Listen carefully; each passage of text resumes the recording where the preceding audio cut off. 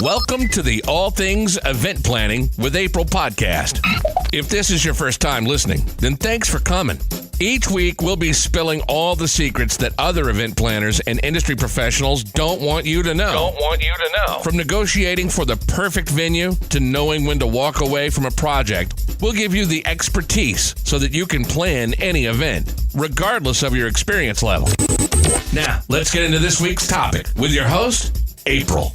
Hey, and thank you for tuning in to this week's episode of All Things Event Planning with April, and I'm your host, April. If you missed last week's episode, we discussed how to manage your guest list like a pro, and if you need help with managing a guest list for an upcoming event that you have, then you should definitely check out episode 6, and then come back over and check out this week's episode as we're going to go through tips on how to do a proper venue walkthrough for any event that you have coming up. So if you're interested in learning more about this topic, then stay tuned to this week's episode.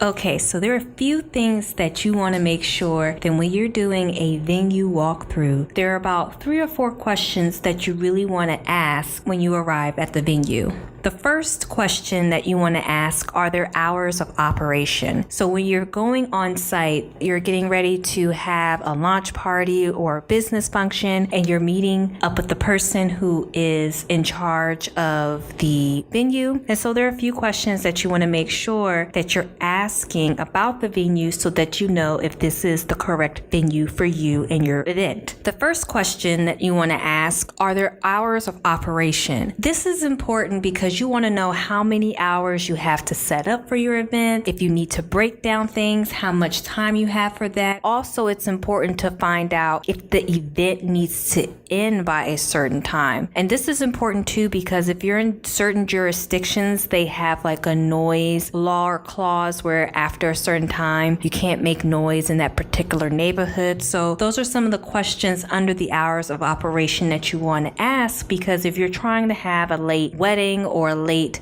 business event past like 10, 11 o'clock at night, and you won't be able to do that if you have to finish your event at 8 o'clock. So those are some of the questions under the hours of operation that you definitely want to ask and make sure you get clarity on before you sign on the dotted line. The next set of questions that you should ask is about capacity. Okay, so how many people can this venue actually seat? How many people can this venue fit standing up? Can you change the arrangement of the current venue so that you have a section for seating, a section for when vendors can put up tables? Those are kind of questions that you want to ask about capacity. And the reason for that is because if you're having a large event, you need a large space. Sometimes there are permanent fixtures that you can't move from the space, and that's going to decrease the capacity that you have in that area. So just be mindful when you're doing a venue walkthrough to ask for that. The next area during a venue walkthrough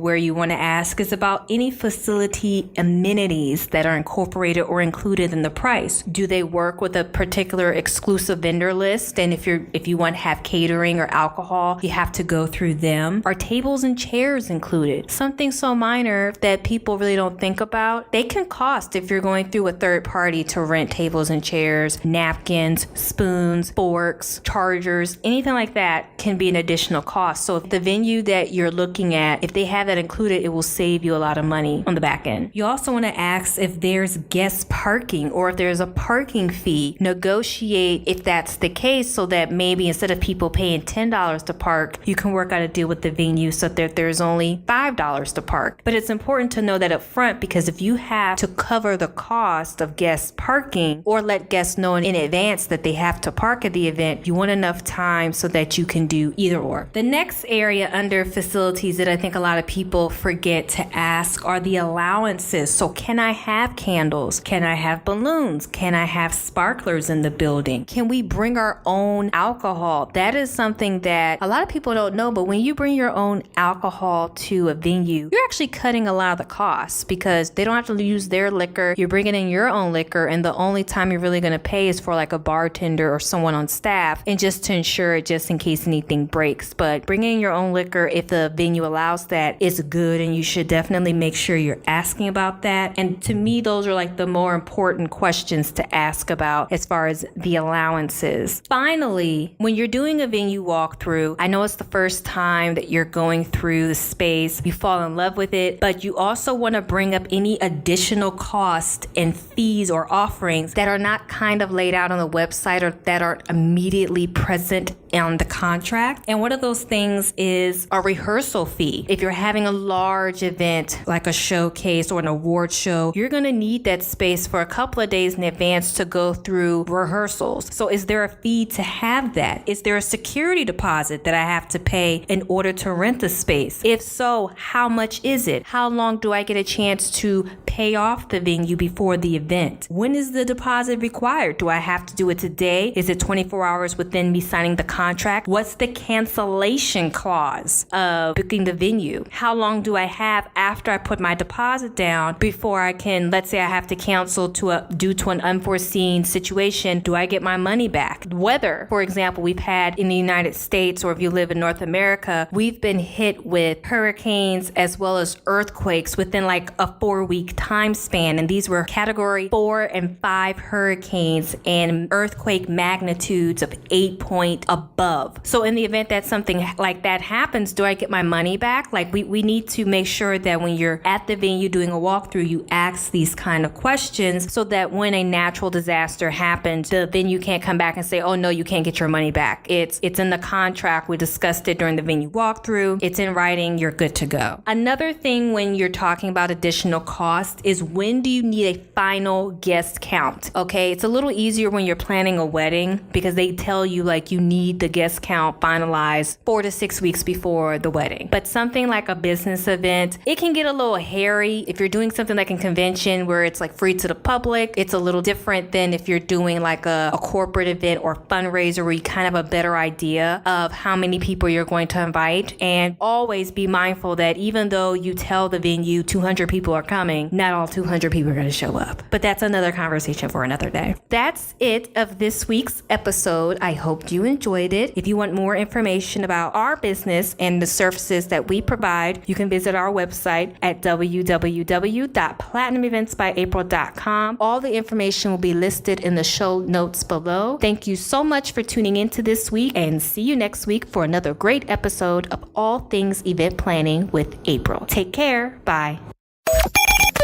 You've been listening to the All Things Event Planning Podcast. All Things Event Planning Podcast. With your host, April. Loved this week's episode? Subscribe to our podcast on iTunes, SoundCloud, Stitcher, or Google Play. It's very much appreciated. Thank you.